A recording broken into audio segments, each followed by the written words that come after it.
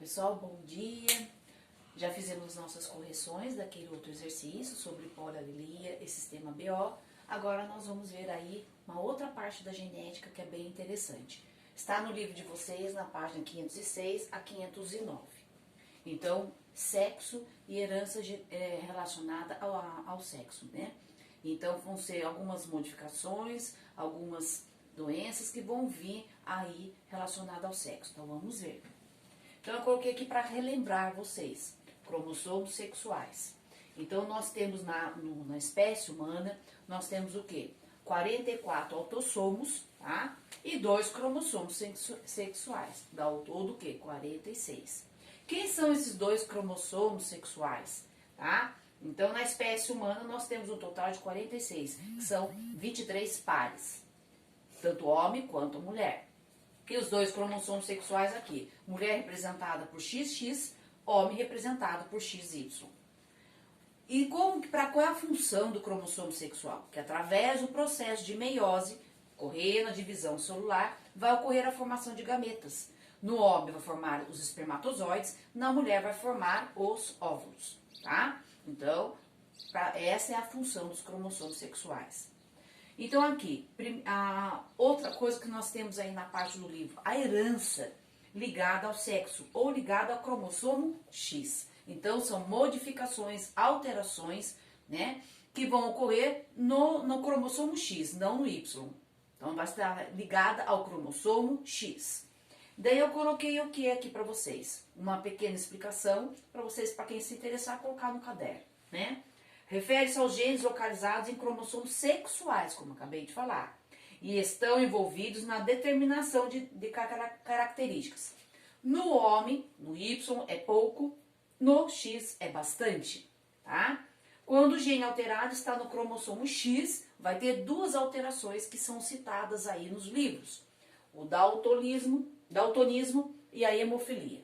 Daltonismo é o quê? Dificuldade de distinguir determinados aí certos tons de cores, principalmente o verde, o vermelho e o amarelo. Hemofilia, nós temos o quê? Problemas aí relacionado à parte das plaquetas. Então, vai ocorrer o quê? Dificuldade de coagulação do sangue. Está relacionado ao cromossomo Y. Então, essa é a diferença de um para o outro. Então, eu estou mostrando uma alteração relacionada ao cromossomo X e o outro exemplo ao cromossomo Y. Então, aqui eu coloquei um exemplo de um casal, tá? Normal. Então, aqui é uma mulher, aqui é um homem, que são aí relacionados ao daltonismo. A mulher normal, embora seja normal, ela carrega essa informação. Então, ela é portadora do cromossomo que causa daltonismo.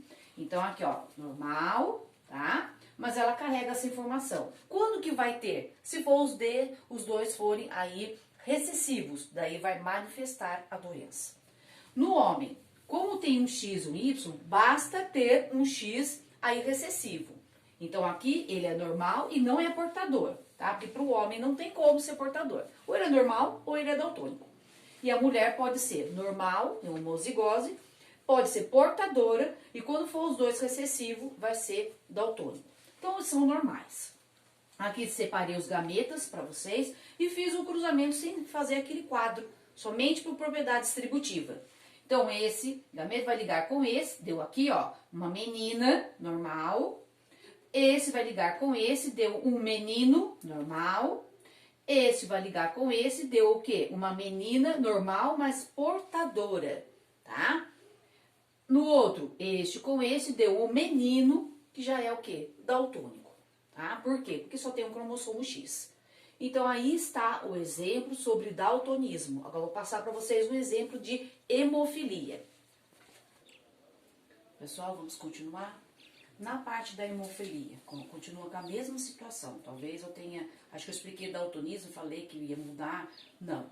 A hemofilia, a mesma coisa. Como a parte dos cromossomos sexuais masculinos são X e Y...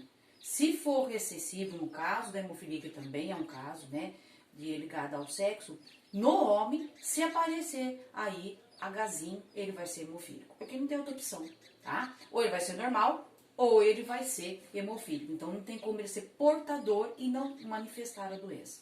No caso daqui, como por ser um caráter recessivo. Então, a hemofilia, como eu já falei, é a capacidade de coagulação do sangue que é muito reduzida. E tem vários tipos de hemofilia, graus, né, de hemofilia. Eles falam que falta um fator no plasma, tá? Então, esse fator não vai estar presente no plasma. Então, eles colocaram, né, tipos, as letras. Hemofilia tipo A, hemofilia tipo B, hemofilia tipo C. No caso tipo A, falta um chamado fator 8, então de coagulação. Então é totalmente ausente, não tem como ter coagulação. Fator B, fator aqui o 9, falta, né, esse fator 9 de coagulação. Pode ser controlada, tá? E o fator C, o fator aí 11, né, de coagulação, com injeção o fator, né, o fator ausente. Eu posso fazer o quê? Tratamentos através de injeção pela ausência desse fator. Então, vocês veem que são graus aí que pode ter de hemofilia. E ela é ligada ao sexo e ela é de forma que é um fator recessivo. Então, ela vai ocorrer de uma forma de manifestação recessiva. Então, a mulher pode ser portadora, mas ela pode não ser hemofílica. Por que eu falei que é mais relacionado ao sexo do homem? Não existe mulher com hemofilia aí, no caso grave, aí não tem como ela continuar aí, né, o seu desenvolvimento, quando a partir aí da puberdade, que ocorre o ciclo menstrual, se tivesse aí, está relacionado à mulher, o que aconteceria? Na fase aí de adolescência, iniciando a adolescência, a mulher entraria em falecimento ou em colapso aí do seu organismo. Então, por isso que temos aí hemofílicos sempre homens, tá?